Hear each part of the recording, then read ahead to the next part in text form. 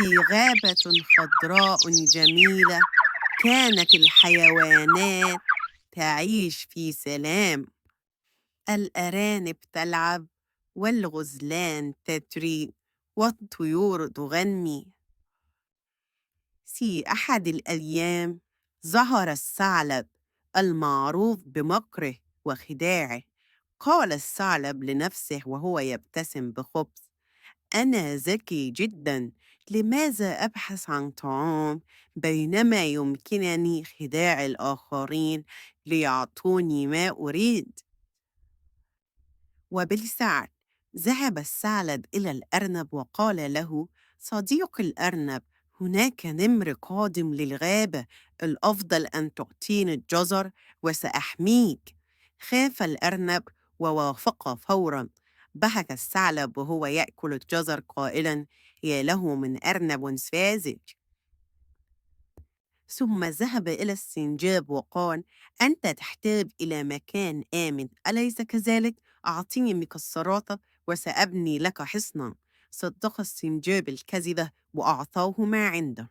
كانت البومة تراقب الثعلب من فوق الشجرة وقالت بهدوء: يبدو أن الثعلب يستغل الجميع، يجب أن نعلمه درساً.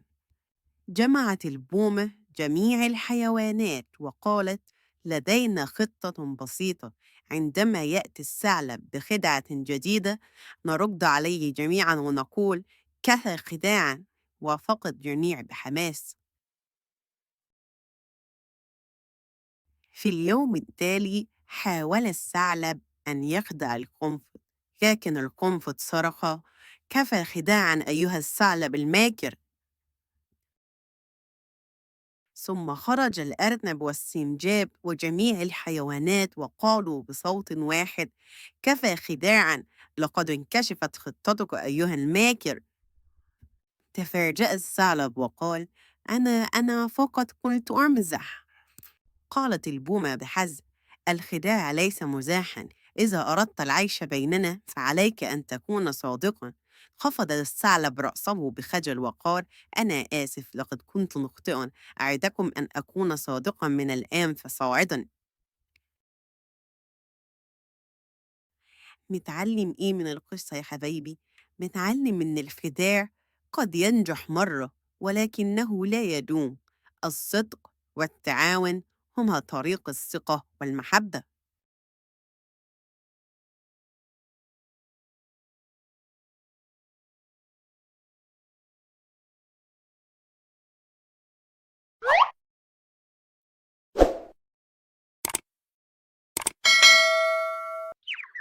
كان يا ما كان في قديم الزمان، في إحدى الغابات كانت تعيش هناك زرافة طيبة.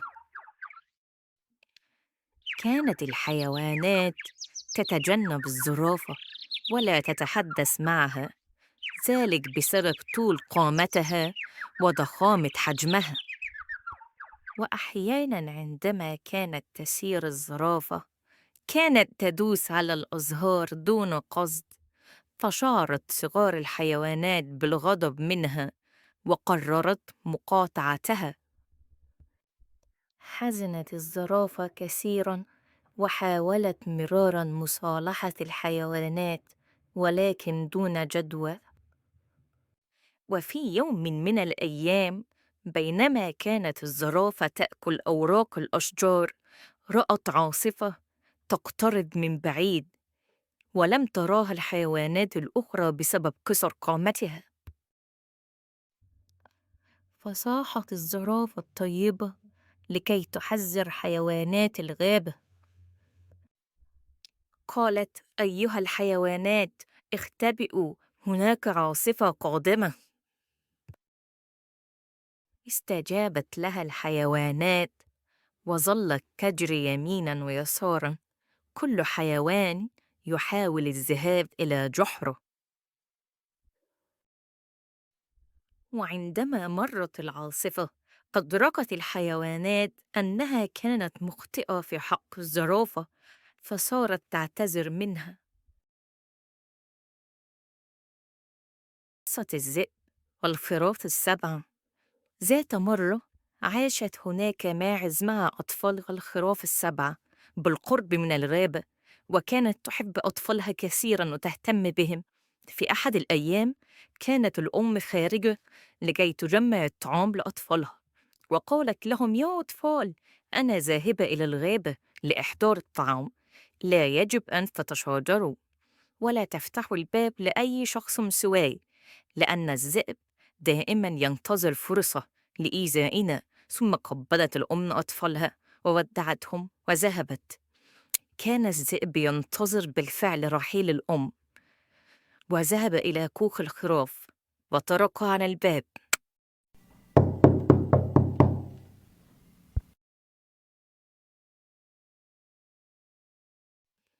وقال: مرحبا يا أطفال، أنا هي أمكم، افتحوا الباب، لقد أحضرت لكم طعاما جيدا.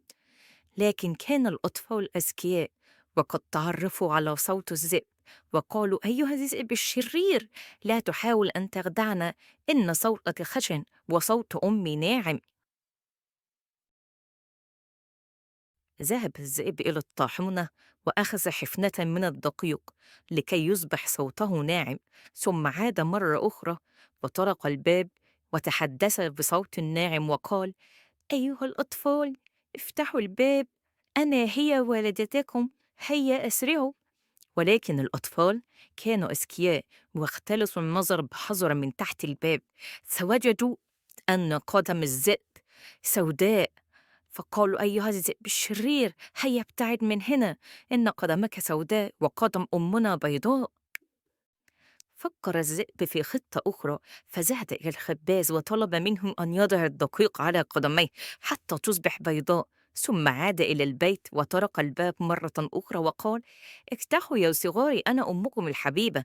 هذه المرة عندما نظر الخراف ورأوا أن أقدامه بيضاء ظنوا إنها أمهم، ففتحوا الباب. وما إن دخل الذئب حتى قفز عليهم، فخافوا وهربوا، واختبأ كل واحد منهم في مكان، فوجدهم الذئب جميعا وأكلهم، إلا صغيرهم الذي كان يختبئ في ساعة البيت الكبيرة. عندما عادت الأم وجدت البيت مفتوح ومقلوبا رأسا على عقب، ولم تجد صغارها. بكت الأم بحزن، ولكن فجأة سمعت صوتا صغيرا يقول: أمي، أنا هنا داخل الساعة.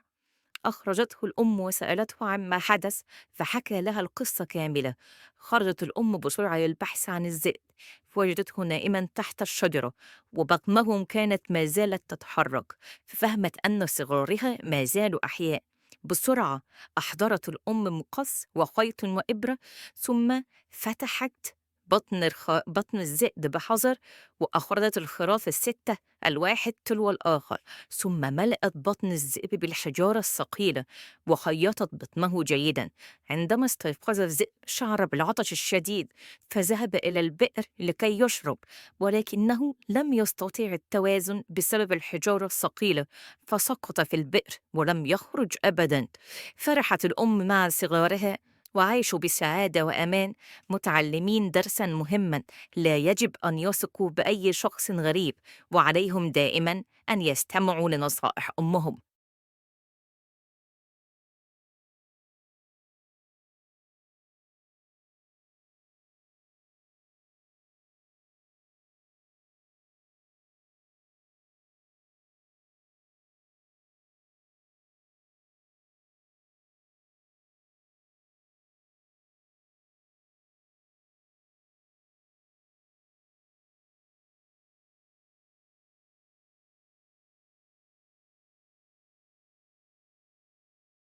في غابة بعيدة كانت الحيوانات تعيش سوياً في سلام. كان هناك أسد قوي، وفار صغير، وفيل طيب القلب. على الرغم من اختلاف حجمهم وقوتهم، كانوا أصدقاء.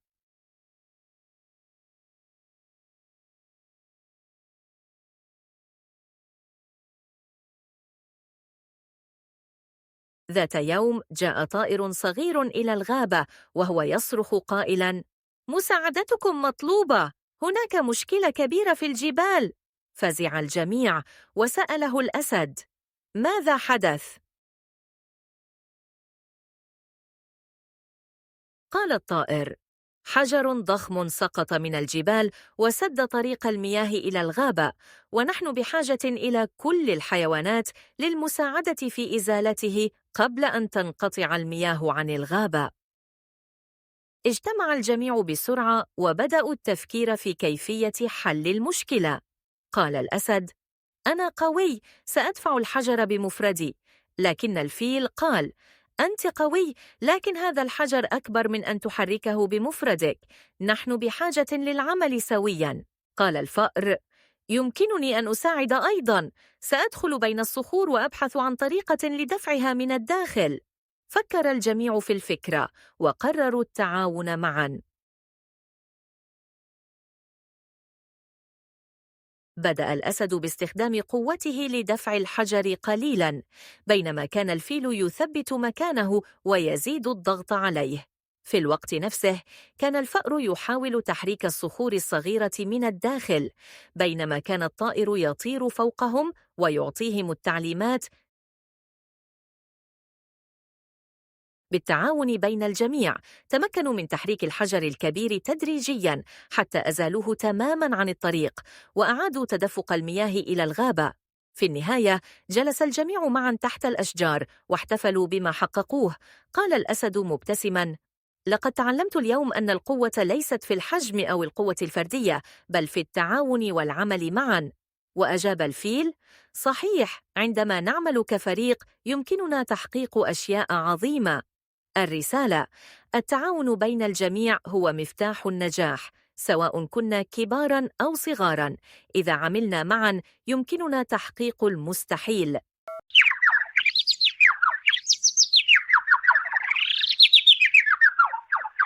يحكى أن الأسد ملك الغابة وأقوى سكانها. كان ذات يوم نائماً عندما بدأ فأر صغير يعيش في الغابة نفسها بالركض حوله والقفز فوقه وإصدار أصوات مزعجة، مما أقلق نوم الأسد ودفعه للاستيقاظ.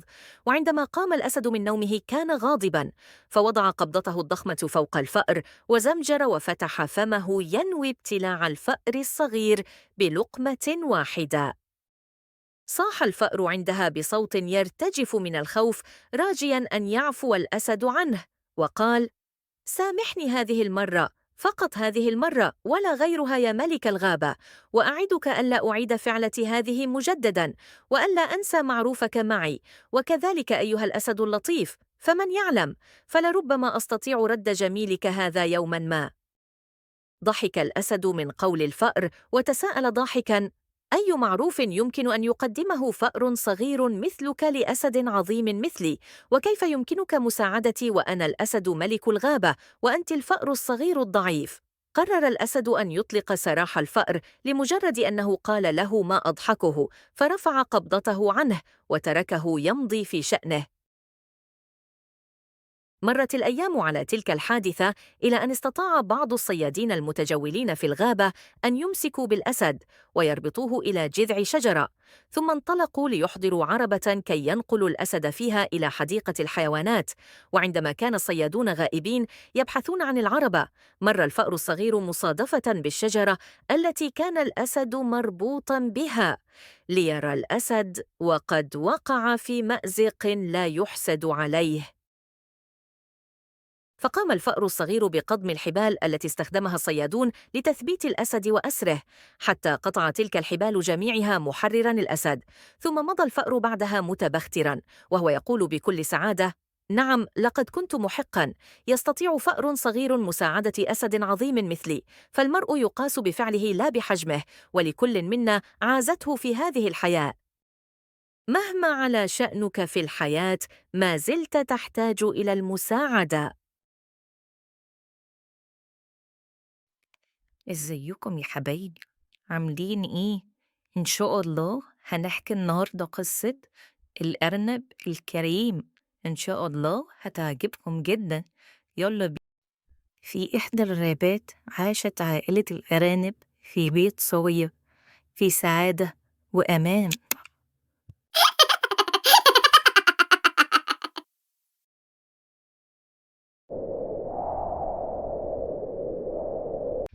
في فصل الصيف كل الأعشاب جفت.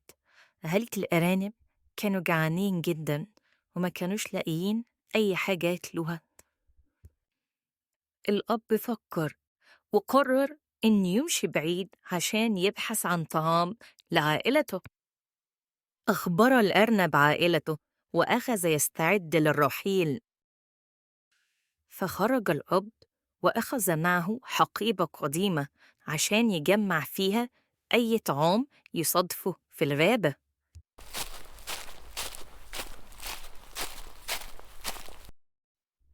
بعد ما الأب مشي كتير جدا، فجأة لقى شجرة تفاح، فحمد ربنا وراح عشان يقطف التفاح اللذيذ. قطف الأب التفاح ووضعه في الحقيبة حتى امتلأت الحقيبة.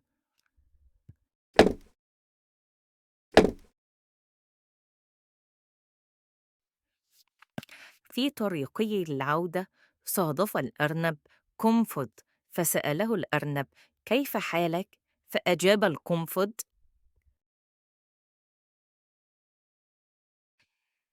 إن عائلتي تتضور جوعا وأنا أبحث عن أي شيء للأكل.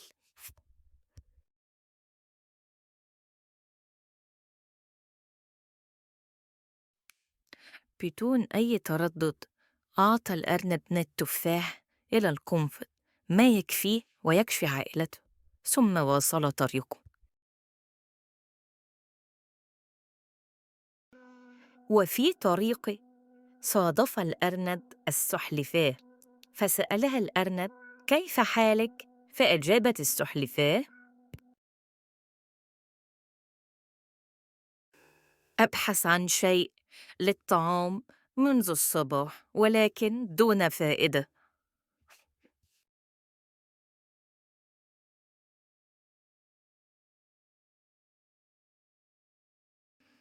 دون أي تردد فتح الأرنب الحقيبة وأعطى للسلحفاة بعض من التفاح، ثم واصل طريقه. ما كان الأرنب يواصل طريقه، فجأة انقطعت الحقيبة القديمة وأخذت التفاحات تتساقط الواحدة تلو الأخرى دون أن ينتبه لها الأرنب. وصل الأرنب إلى بيته، وعندما جاء لكي يقدم التفاح إلى أهله وجد الحقيبة فارغة، فحزن الأرنب كثيرا. وبينما كانت العائلة جالسة تتضور جوعاً إذ بالباب يطرق.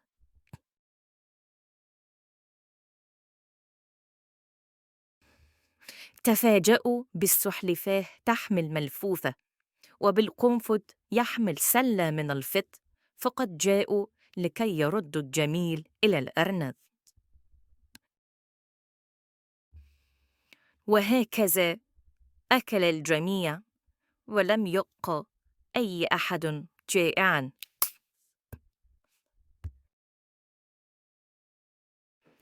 نتعلم إيه النهاردة من القصة؟ نتعلم إننا دايماً نعمل الخير، وطول ما إحنا بنعمل الخير ربنا هيرد لينا أضعاف مضاعفة.